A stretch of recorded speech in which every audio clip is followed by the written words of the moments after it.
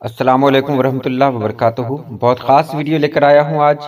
حاصل مصدر، فاعل اور مفعول، یہ خاص طور سے 10th اور 12th کے لیے ہے، لیکن سبھی سے دیکھ لیں تو بہتر ہے۔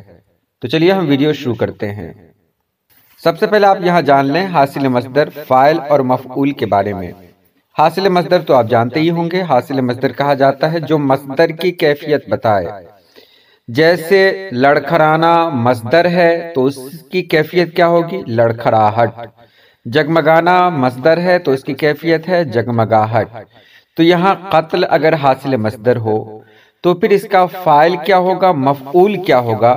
تو اس کا فاعل ہوگا قاتل، یعنی کام کرنے والا۔ فاعل آپ جانتے ہی ہیں سبجیکٹ کو کہا جاتا ہے، تو فاعل ہوگا قاتل اور اس کا مفعول ہوگا مقتول، یعنی جس پر کام کا اثر پڑے۔ یہاں یہ کہا گیا کہ اگر کہیں حاصل مصدر قتل ہو تو کام کرنے والا یعنی قتل کرنے والے کو کیا کہیں گے؟ تو قاتل کہیں گے، یہی قاتل فاعل کہلائے گا۔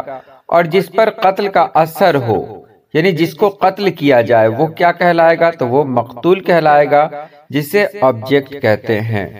آگے بہت ساری مثالیں ہیں اس کی، چلیے آگے دیکھتے ہیں۔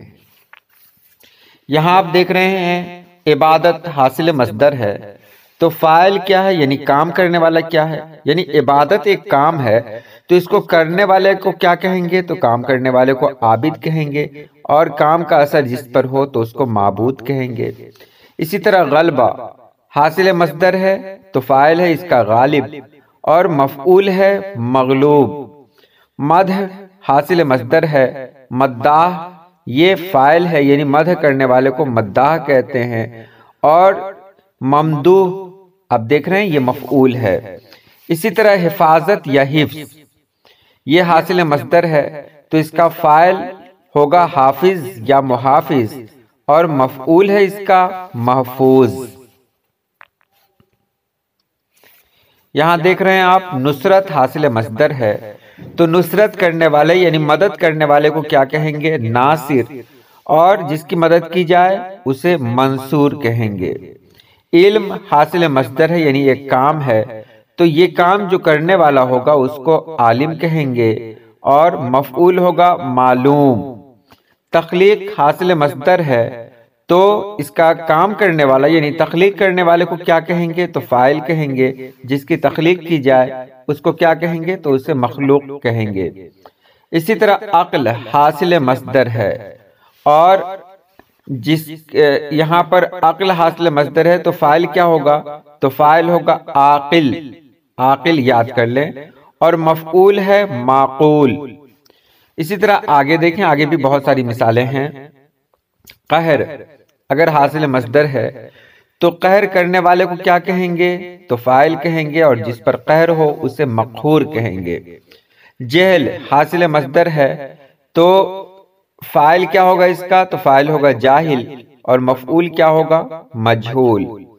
عمل حاصل مصدر ہو تو عمل کا فاعل کیا ہے؟ تو فاعل ہے عامل، اور مفعول کیا ہے؟ تو مفعول ہے معمول۔ کتابت حاصل مصدر ہے تو اس کا فاعل کیا ہے؟ فاعل ہے کاتب، اور مفعول ہے مکتوب۔ یہاں دیکھیں انتظار، انتظار حاصل مصدر ہے تو اس کا فاعل بھی منتظر ہوگا اور مفعول بھی منتظر ہوگا۔ ذکر حاصل مصدر ہے تو اس کا فاعل ہوگا ذاکر، اور مفعول ہوگا مذکور۔ خدمت اگر حاصل مصدر ہے تو فاعل ہوگا اس کا خادم، اور اس کا مفعول ہوگا مخدوم۔ آپ ان سبھی کو یاد کر لیں کیونکہ 10th اور 12th کے سوال میں اکثر یہ پوچھا جاتا ہے، امتحان میں اکثر یہ پوچھا جاتا ہے، تو اگر آپ کو یہ سب یاد رہے گا تو آپ کے لیے بہتر ہوگا۔ آج کے لیے اتنا ہی۔ اللہ پاک آپ سبھی لوگوں کو خوش رکھے، آباد رکھے۔ اللہ حافظ۔